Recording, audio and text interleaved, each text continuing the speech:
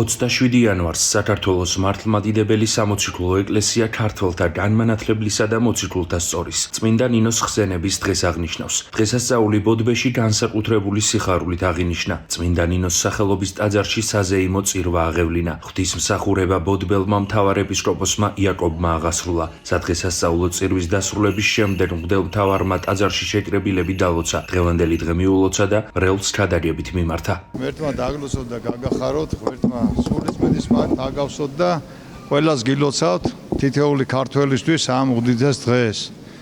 განსაკუთრებით ქალბატონებს გილოცავთ და მათ შორის კიდე გამოყოფდი ვისი სახელიც არის ნინო. ღმერთმა დაგლოცოთ, ღმერთმა გაგახაროთ და ღმერთმა ყველას სულიწმედის მადლით აგავსოთ. დღეს არის ძალიან დიდი დღე თითეული ქართველისთვის.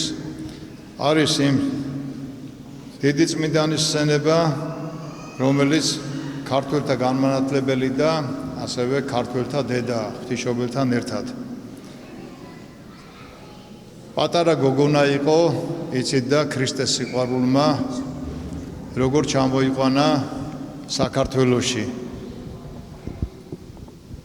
რა გზა გაიარა, როგორ მოვიდა და ბოლოს დედამიწაზე ბოლო სამკვიდრებელი აქ ჩვენთან კახეთში ქიზიყის მიწაზე ბოდბეში პოვა.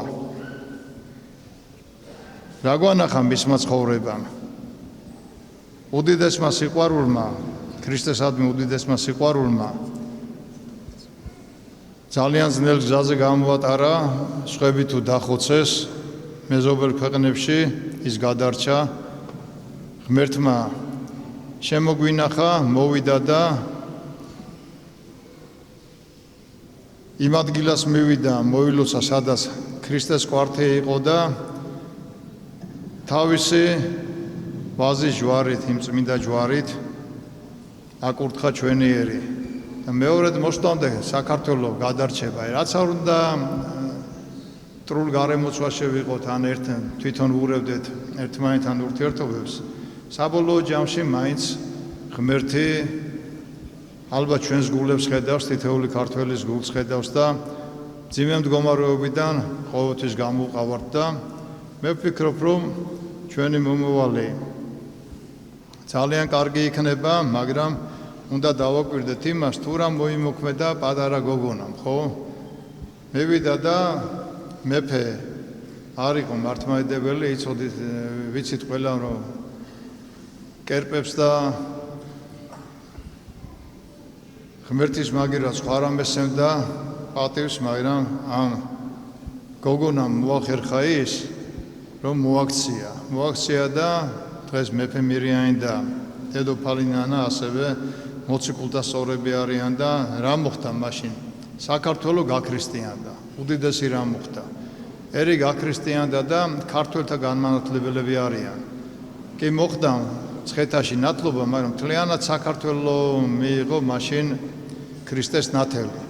და დღემდე ჩვენშია და ასევე იქნება, ჩვენთან იქნება. ამას უნდა გავურთხილდეთ ჩვენ. აუცილებლად გასაფრთხილებელია ეს დიდი პასუხისმგებლობაა და ხედავთ, როდესაც გაჭირდება ხოლმე ქრისტიანული სარწმუნოების შენახვა საქართველოდან რამდენი რამე ხდება ხოლმე 100,000 მოწამე, რომელი რწყავს, ხო? ერთდროულად 100,000 მოწამე. როგორია, ხო, ერთ კაცს რომ კლავენ, მიდის და კაი თავს დაუხრის და 100,000 რამდენი ჯალათი უნდა იყოს და რამდენი ჯალათი უნდა გაიარო და რამდენი ხანი ხდება ეს ყოველივე და არ შედრკე. ესე იგი, როგორი სიყვარული გაქვს ღმერთის, როგორი სიყვარული გაქვს სარწმუნოების, რომ გენატრება დაბრუნდე იმ წიაღში, რაც ღმერთის წიაღია. სწორი ნატრა ხომ ის არის, რომ ღმერთთან მიხვიდე ისევ და ღმერთთან იყო. და სახელმწიფო რელიგიად მაშინ ისე იყო, სახელმწიფო რელიგიადაც ეს მართლმადიდებლობა დამკვიდრდა. წელს არის 1700 წელი, ვიცით, წმინდა ნინოს შემოგზავნებიდან, ასევე 1700 წელი არის ქართველი ერის გაქრისტიანების და სახელმწიფო რელიგიის მართლმადიდებლობის სახელმწიფო რელიგიად ქრისტიანობის მიღების. ამათში უპირველესი არის ერის გაქრისტიანება. ჩვენთან ქართული ეკლესია, ხო? ეხლა სოფლიოში როცა უყურებთ ხოლმე სხვადასხვა მოდელებს, ხელისუფლებასთან შეზრდილები არიან ხოლმე სხვა, ეხლა ავიღოთ ბერძნული იქნება, რუსული იქნება, ხო? შეზრდილები არიან სახელმწიფო ხელისუფლებას. ჩვენთან მასე არ არის. და მაგას ალბათ მიხვდებით რა, იმიტომ არის ხოლმე ზოგჯერ ჩვენი ქადაგება ძალიან მოწონთ, ზოგჯერ შეიძლება პატარა რაღაცა არ მოეწონოთ, მაგრამ ჩვენ ვართ რისთვის? რომ ბალანსი იყოს სწორად დაცული რა, არავინ არ დაიჩაგროს და ერი განვითარდეს.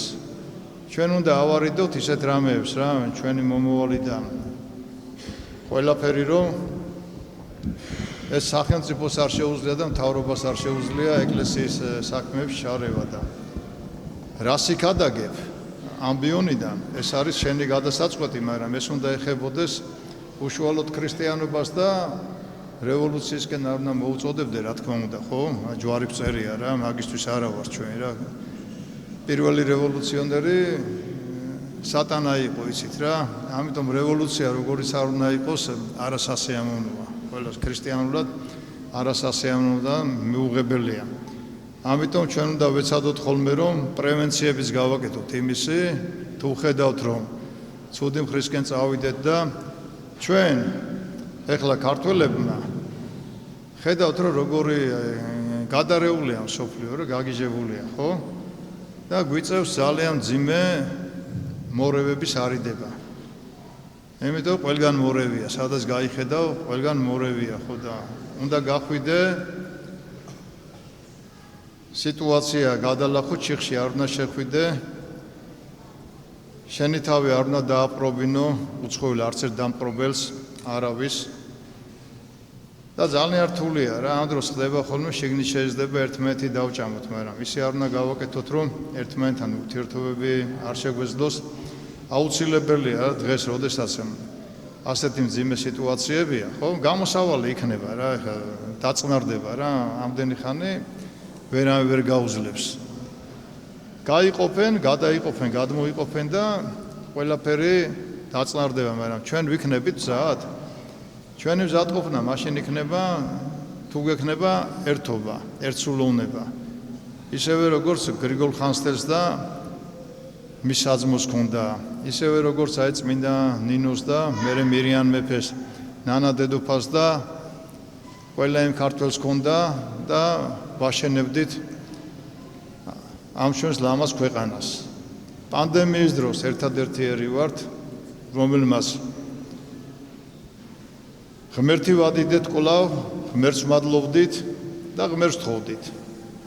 სხვა ვერავინ ვერ გაბედა ეს რა, თუ გაბედვა დაიწყეს მათი სასულიერო პირები, თუ პოლიტიკოსები, ყველა ქედი მოადრეკინეს და ჩვენი ეკლესია ცდილობდნენ მაშინ ზოგიერთები ცდილობდნენ რომ რაღაც ტელევიზიიდან ზიარებულიყავით, ალბათ რაღაც ახალი სიტყვა შემოქონდათ ქართულ მართლმადიდებლობაში, არ ვიცი და ჩვენ გავაკეთეთ ის, რაც უნდა გავაკეთებინა.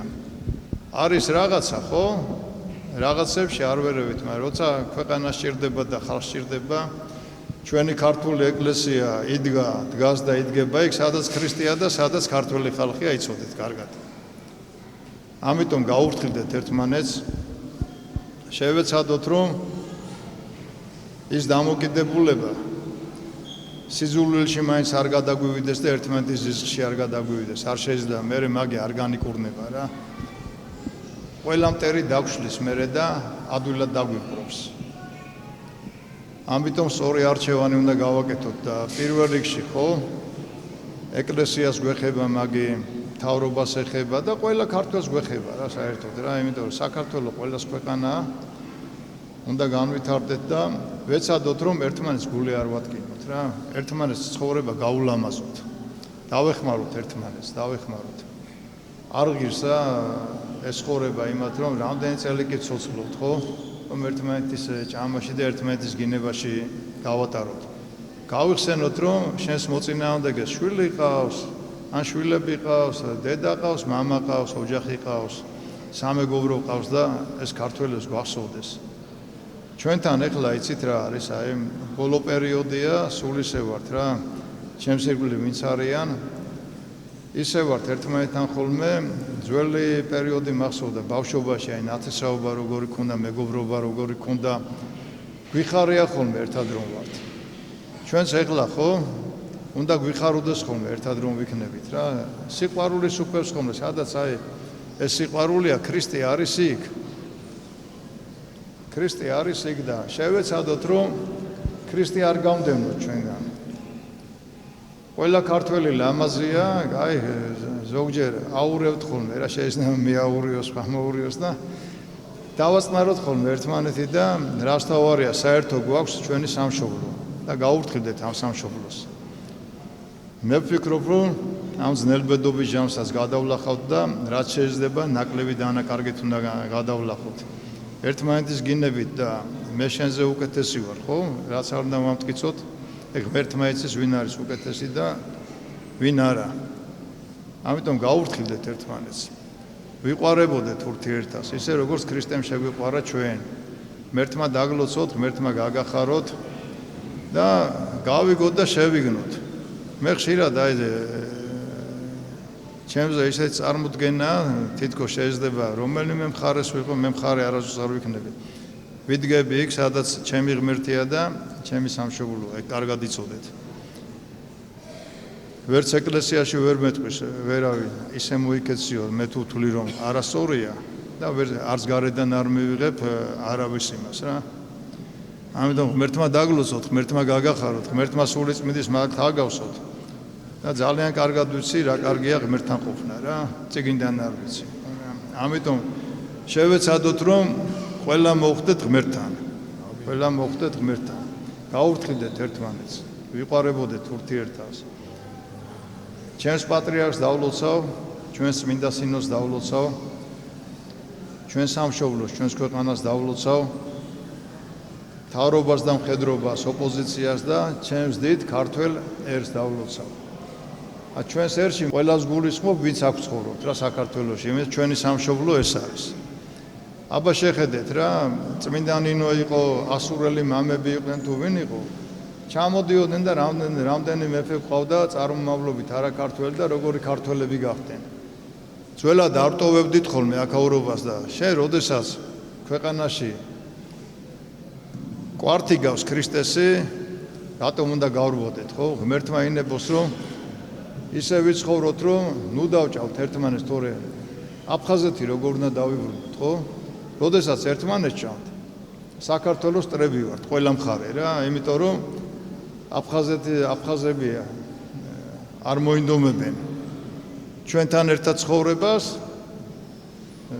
ცხინვალის რეგიონშიც გვეტყვიან ერთმანეთთან ვერ გაგირკვევია ჩვენ რატომ უნდა ვიყოთ და მაგე არის მტრობა და ნუ ვიქნებით ჩვენი ქვეყნის წრები. ყველაფერს შევხედოთ რაც არის რა, სილამაზით არ შევხედოთ რა. დღეს ვართ, ხვალე აღარ ვიქნებით, ხო? ამიტომ 1000 წელი ვითარცა გუშინდელი დღეო ღმერთა რა, მე იმას არ ვამბობ რომ წამერ იმაზე რა, ღმერთმა იცის ვინ როდის უნდა იყოს, სად იყოს და როგორ იყოს და ჩვენი ერი დალოცოს ღმერთმა, ჩვენი ერი იმსახურებს სიმშვიდეს, ჩვენი ერი იმსახურებს სიყვარულს. რატო არ უნდა გქონდეს ნათესაობა, მეგობრობა, ურთიერთობები ისე როგორც თუნდაც 50 წლის წინ რომ იყო რა. სირცხვილი არ არის რა, თავისუფალი ის რომ მოვიდა, მე ვჭამთ ერთმანეთს, შეხედეთ, ძმათა მკვლელი ომი სამარცხვინო ის რაც მოხდა რა, აგვიყოლიეს და ალბათ ჯერ იმათმა უნდა მოიხადონ ბოდიში მთელი ერის წინაშე და ჩვენც მოვიხდით ღმერთთან რა, ის რომ მოხდა, ვერ ჩავერიეთ, ვერ გავაჩერეთ. და არავინ არ არის რა, მართალი ვარო, ვერავინ ვერ ვიტყვით რა. ხარებად არ უნდა დავყოთ საქართველო. ღმერთმა დაგლოცოთ, ღმერთმა გაგახაროთ და ყველას წარმატებას უსურვებ რა, აბსოლუტურად ყველას წარმატებას უსურვებ, იმიტომ რომ მთავრობა თუ წარმატებული იქნება, ჩემი ერი იქნება, ხო წარმატებული რა. ასევე ოპოზიცია თუ წარმატებული იქნება, ჭეშმარიტ ოპოზიციაზე ოპონირებას ვლაპარაკო, უკეთესი აზრი უნდა მომაწოდო, განვითარების, ხო? ჩვენთან რომ მიცოდეთ ეკლესიაში, ხო? სინოდის წევრებს სხვადასხვა აზრები გვაქვს, მაგრამ როდესაც მიდგება ხოლმე უშუალოდ ქართულ საქმეზე, ღმერთზე და ქართულ საქმეზე ერთად ვართ. ვინც არ უნდა ფიქრობდეს, ხო, ვერ იყიდი რა იმას რა, ვერ იყიდი, ვერც სასულიერო პირს, ვერაფერს. დიდია ეკლესია, ამიტომ ჩვენთანაც შეიძლება ჯვარი ვწერია და უფალთან იყო იუდა და რა გასაკვირია, ჩვენთანაც წესიერად რომ ვერ ვიქცეოდეთ რა, იმაზე იუდაობაზე არ ამოს ლაპარაკი და ამიტომ გაურთხილდეთ ერთმანეთს, გაურთხილდეთ. ღმერთმა დაგლოცოთ და ღმერთმა გაგახაროთ. ეხლა ვიმყოფებით საოცარ სავანეში, წმინდა ნინომ აქინება, დავანება და ხედავთ დედები როგორ შრომობენ, რამოდენად თოვლი იყო და ეხლა შიგნით თუ ატყობთ, გარეთ თუ არის თორედ თავიანთი შრომით აქვთ ეს ყველაფერი გაკეთებული რა. ელოდებოდნენ დღესასწაულს და ისე უყვართ ღმერთი და წმინდა ნინო რომ აი რამდენი იშრომეს და როგორ დაგახვედრეს აქაურობა. დედა თეოდორას ულოცავ და ასევე აქ მოღვაწე ყველა ადამიანს.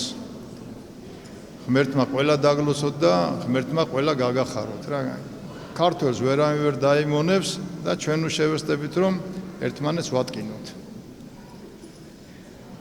ღმერთმა დაგლოცოთ და ღმერთმა გაგახაროთ. სადღესასწაულო წირვის დასრულების შემდეგ მღვდელმთავარმა სასულიერო პირებთან და მრევლთან ერთად წმინდა გიორგის სახელობის ტაძარი მოილოცა. სასულიერო პირებმა ეკლესიაში მდებარე წმინდა ნინოს საფლავზე სავედრებელი პარაკლისი აღავლინეს. ტაძარში შეკრებილები დღევანდელი დღის მნიშვნელობაზე საუბრობდნენ და სრულიად საქართველოს ნინოობის დღესასწაულს ულოცავდნენ.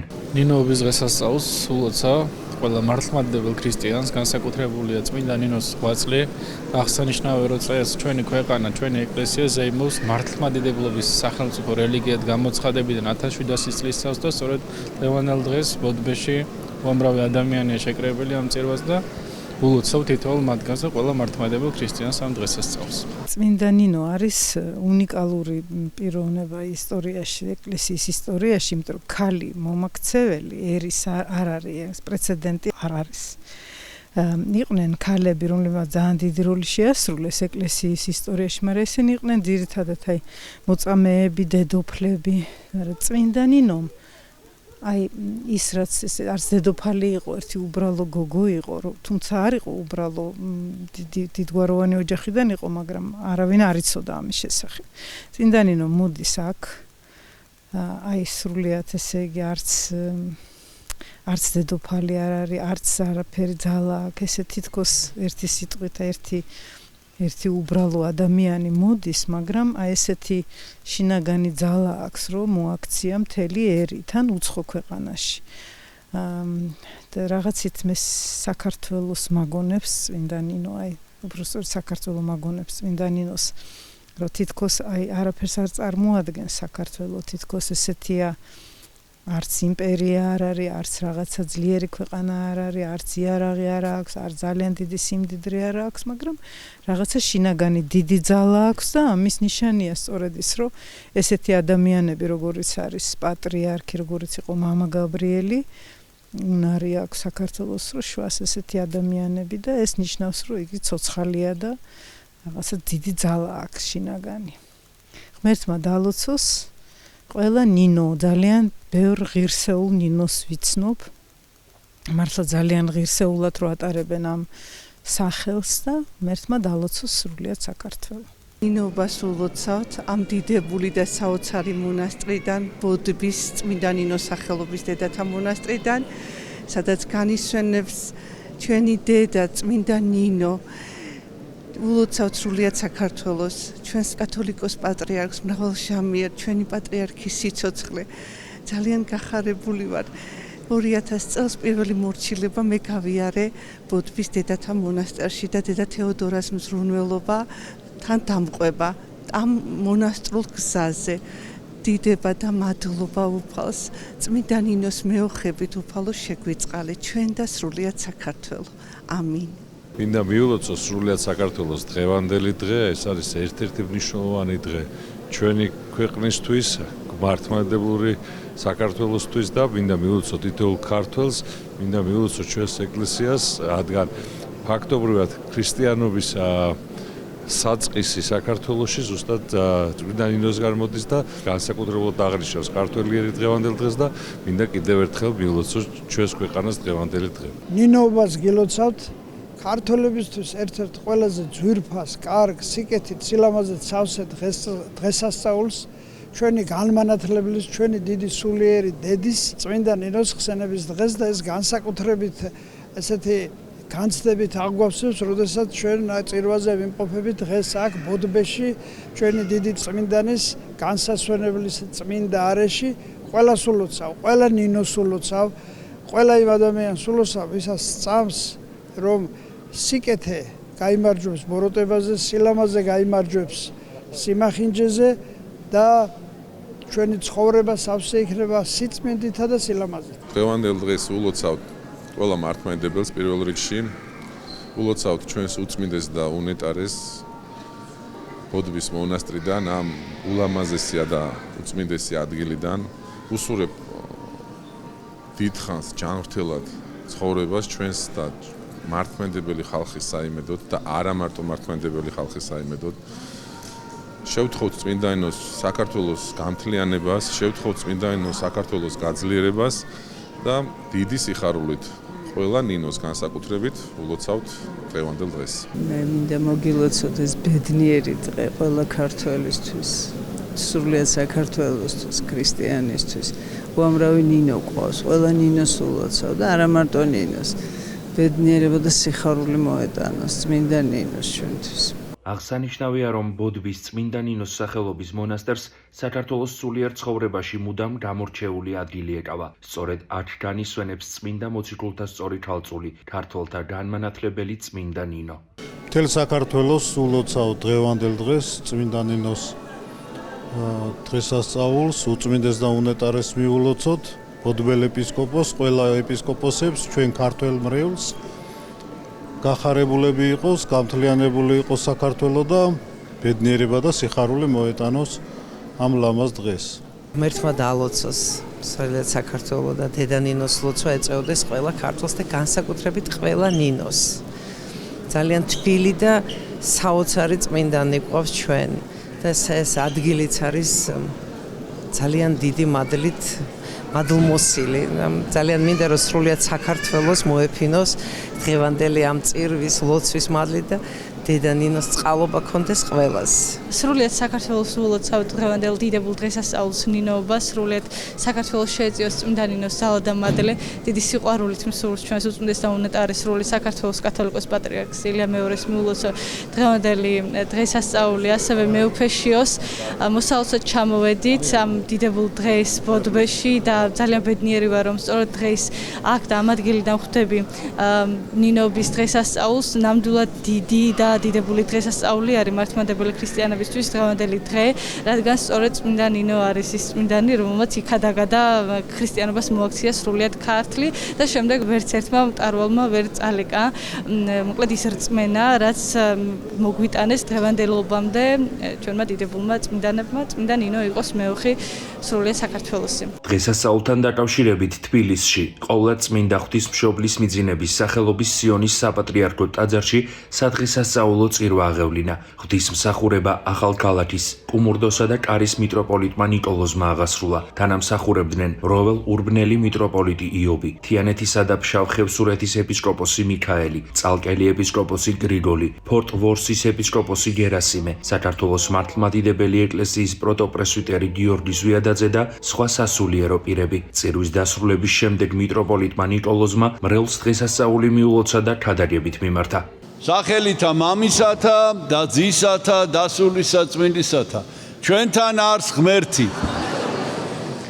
ყველას გილოცავთ დღევანდელ უდიდეს და უმნიშვნელოვანეს დღესასწაულს ქართველი ერისათვის, განსაკუთრებით დღეს არის ჩვენი განმანათლებლის, დედისა ჩვენისა, მოციქულთა სწორისა, წმინდისა ნინოს ხსენება.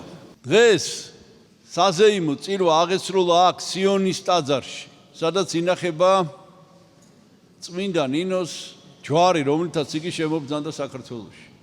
და დღეს, როდესაც წირვის შემდეგ წარმოვთქვამთ სიტყვებს, არ შეიძლება არ გავიხსენოთ შეუძლებელი არ გაგვახსენდეს ნეტარხსენებული ეპისკოპოსი გიორგი კაჭახიძე, რომელმაც 1911 წელს აქ ამ ამბიონიდან წარმოთქვა ამ დღეს საოცარი სიტყვები, საოცარი დიდი გულის ტკივილი იმის გამო, რომ ესეთი სიტყვები აქვს ნათქვამი, რომ განა ეს შეიძლება რომ ესე იყოს, რომ აქო ამ სიონის დიდებულ ტაძარში, რომელშიც ჩვენი წინაპრები ხან უსისხლო მსხვერპლს შესწირავდნენ და ხან თვითონ შეეწირებოდნენ მსხვერპლად, დღეს აქ ამ ტაძარში ამ ტაძრის იატაკი, საოცრად აქ ნათქვამი, ამ ტაძრის იატაკი უმეტესად უცხოელებს უჭირავთ.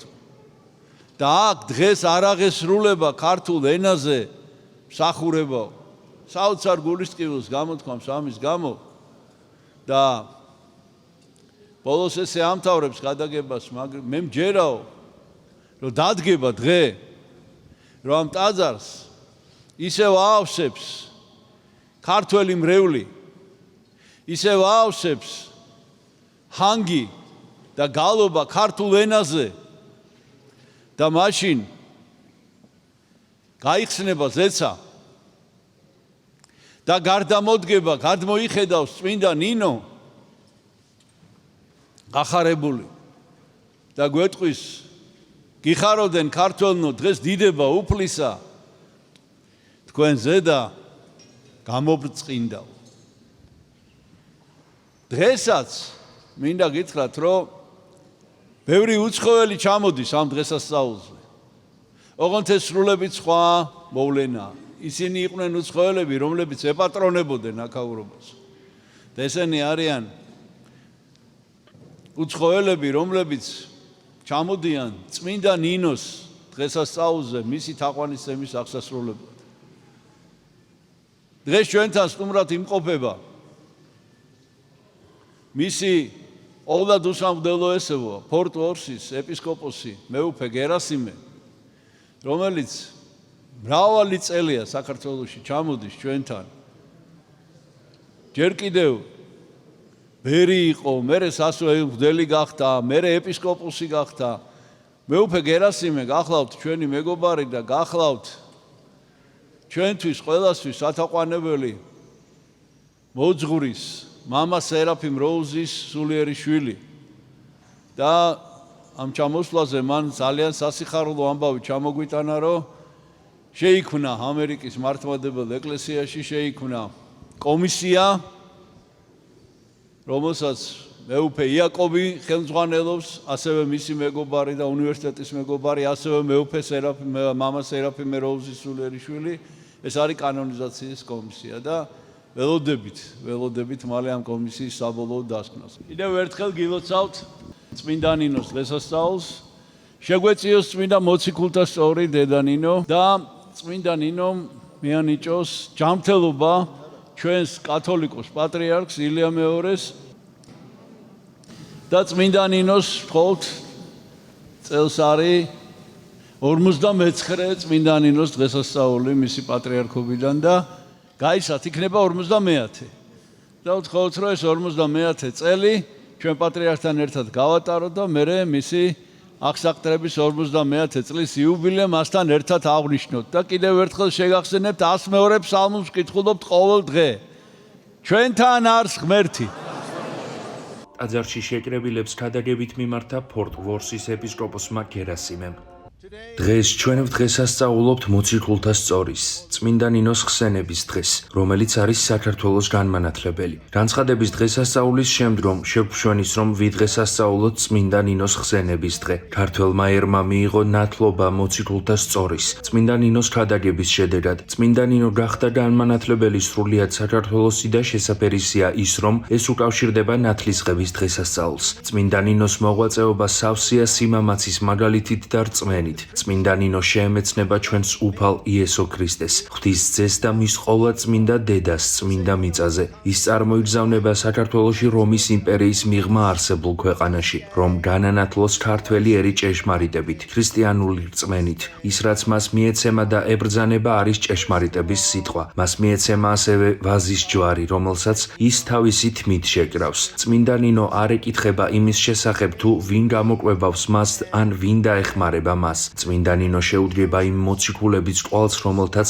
განანათლეს საქართველო პირველ საუკუნეში. ის განაახლებს წმინდა მოციქულების ქადაგებას ამ ქვეყანაში. მისი და მისი თანამგზავრების გულები სავსეა რწმენით და არა შიშით. ის შეუდგება იესო ქრისტეს, იხსენებს რა მის სიტყვებს, რომელსა ნებავს შემოდგომად ჩემდა, უარყავ თავის თვისი და აღიღენ ჯვარი თვისი და შემომიდეგინ მე. წმინდა ნინო იღებს ჯვარს, რომ შეუდგეს ჩვენს უფალს, იესო ქრისტეს. ის რა თქმა უნდა უპირისპირდება სიკვდილს და მოიძაგებს მას. ის არ ეძიებს ვინმეს, რომ ყურადღება მიაქციოს მას. ის არის სავსე რწმენით და მინდობილია ყოვლადწმინდა დედის, ღვთის დედის მარად ქალწული მარიამის აღთქმას. ის არის სიმამაცით სავსე, მაგრამ ამავე დროს თავმდაბალი. ის მიუყვება ფარავანსა და მდინარე მტკვარს. ის შემუსრავს კერპებს თავისი ლოცვით. დედამიწის სტიქიონები მონაწილეობას იღებენ მის ქადაგებაში, საკუთარ ძალას ის პოულობს ლოცვაში. ის კურნავს ნეულებს და თვალს უხელს ბრმებს. ის არიგებს ღმერთთან ებრაელსა და წარმართს. თავისი ქალწულებრივი სიმდაბლით ის იმარჯვებს მეფეებზე. რაც მძიმე და რთულია ადამიანისთვის, რომ იტვირთოს, შესაძლებელი ხდება მისი ტვირთვა წმინდა ნინოს ლოცვებით. წმინდა ნინო შეძლებს იმას, რომ სახურნი და შემდგომ თავად მმართველნი მოაქციოს უფალ იესო ქრისტესკენ. ეს პიროვნებები ხდებიან მსახურნი იესო ქრისტესი, განეშორებიან რა სიბნელეს და მოგზაურობენ სინათლეში. ის განაახლებს მამაკაცებს და ქალბატონებს წმინდა ნათლისღების ემბაზით. ის არ ეძიებს არც ოქროს და არც ვერცხლს. ქართლის მკვიდრნი არიან მისი საგანძურნი. ისინი აღმოიშვებიან მდინარე მტკვრის ემბაზით, რომ იმოგზაურონ განახლებულ სიცოცხლეში. მისი სწავლება არ არის რთული, მაგრამ ის აღემატება ფილოსოფოსთა შემეცნებას. ის განცხადებულად ასწავლის, რომ იესო ქრისტეში არ არის დაყოფა მამაკაცისა და დედაკაცისა, არამედ ყოველნი ერთნი ვართ ქრისტეში. ის რა თქმა უნდა განსწავლის ერებს. მისი სწავლების შედეგად ინათლებიან ადამიანები მამის, ძის და სულიწმინდის სახელით. მისი სწავლების შედეგად ნათელი ეფინებად ერებს და ადამიანებს, რომ განდიდდეს ახალი ისრაელი. უფალი იესო ქრისტე მიმართა წმინდა იოანე ნათლისმცემლის მოწაფეებს, ბრმებს ხილვადობა ეძლებათ, ხეიბრები დადიან,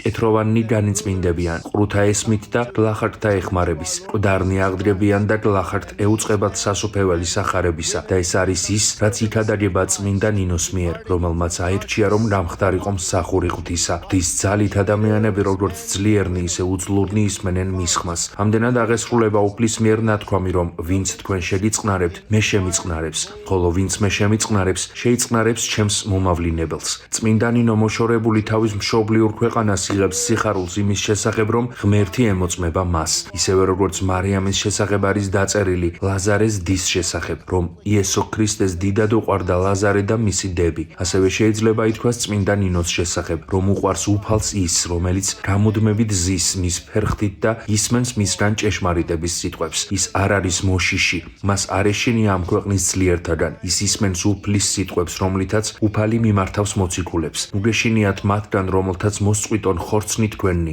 ხოლო სულთა მოწყვეტა არ ძალუძთ. ისევე როგორც უფალი იესო ქრისტე მიმართავს მარიამ მაგდალინელს და განსწავლის, ასევე ის მიმართავს წმინდა ნინოს. უგეშინია არამედ წადი და უთხარი ჩემს ძმებსა და დებს.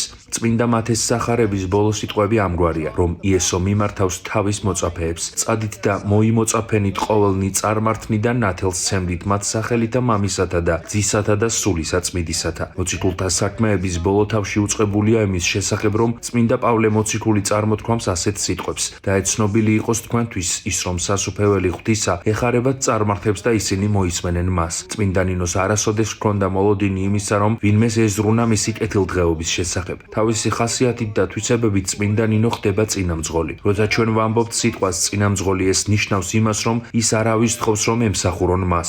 თავისი ცხოვრების მიწურულს წმინდა ნინო განიცვენებს სიხარულით, რომ ქართლი ხდება მისი განსასვენებელი. სწორედ აქ შეავედრებს ის თავის სულსა და სხეულს ყოვლად მოწყალე ღმერთს. ის მოვიდა, მან იქადაგა და ქრისტე მიზეიმა გამარჯვება. ჩვენს უფალ იესო ქრისტეს, რომელმაც აირჩია ახალგაზრდა წმინდა ქალწული, რომ მასში განცხადებულიყო მისი ძალა და მშვენიერი მეცნიერება, იყოს დიდება მისი თანამამით და სული წმინდითურთ აწდა მარადის უკუნითი უკუნისამდე. ამინ. სიონის საპატრიარქო ტაძარში წმინდა ნინოს ჯვარი გამოაბრძანეს და მრევლს სიწმინდის მოლოცვის შესაძლებლობა მიეცა. თქვენ მოგეხსენებათ, რომ საქართველოში ჯერ კიდევ პირველ საუკუნეში თავად მოციქულებმა, მაცხოვრის იესო ქრისტეს მოციქულებმა იქადაგეს ჩვენში ქრისტიანობა, რის შედეგადაც დაფუძნდა პირველი ქრისტიანული თემები და უკვე მეოთხე საუკუნეში ეს ქადაგება განასრულა წმინდა ნინომ. იცით თქვენ რომ მეოთხე საუკუნეში საქართველოში ჩამობრძანდება კაბადოკიელი ქალწული წმინდა ნინო, რომლის ხსენებასაც აღვასრულებთ ჩვენ დღეს. დღეს არის დღესასწაული ნინოობა და საქართველოს სამოციქულო ეკლესია ორგზის აღასრულებს ნინოობის დღესასწაულს. ერთი ეს არის 1 ივნისი, როდესაც ის საქართველოს ჩამობრძანდება და მეორე ეს გახლავთ დღევანდელი დღე, დღე მისი მიცვალებისა. წმინდა ნინოს ქადაგების შედეგად საქართველოში 326 წელს ქრისტიანობა გამოცხადდა სახელმწიფო რელიგიად, რამაც შეიძლება ითქვას განსაზღვრა მთლიანად ჩვენი ერის შემდგომი ისტორია. არა მხოლოდ რა თქმა უნდა ქრისტიანობა პირველ რიგში მაცხოვნებელი მოძღვრებაა და ეს მოგვეცა და მეორე მხრივ ქრისტიანობამ განსაზღვრა ჩვენი იდენტობა, ჩვენი კულტურა, ხელოვნება და ასე შემდეგ. ასევე ისიც აღსანიშნავია, რომ სიონის საკათედრო ტაძარში იმყოფება და დაბრძანდება ჯვარი წმინდა ნინოსი.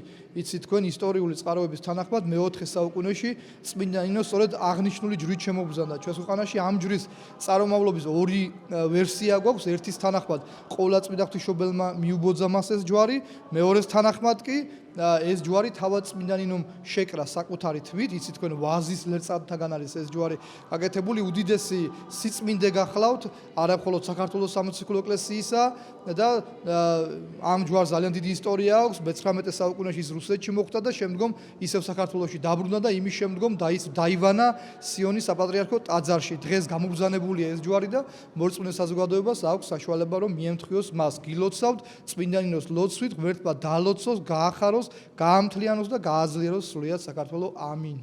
სრულიად ერს და ჩვენს პატრიარქს ვლოცავ დღევანდელ დღეს, ჯანმრთელობას, დღეგრძელობას და ჩვენს საქართველოს გამთლიანებას ვუსურვებ. მინდა სრულიად საქართველოს მიულოცავ დღევანდელ დღესასწაული, ნინოობის დღესასწაული, განსაკუთრებით მინდა მიულოცავ სრულიად საქართველოს კათოლიკოს პატრიარქ ილია მეორეს და მრავალ ჟამიერ სიცოცხლე ვუსურვებ და გილოცავთ ყველას და მრავალს დაესწარით.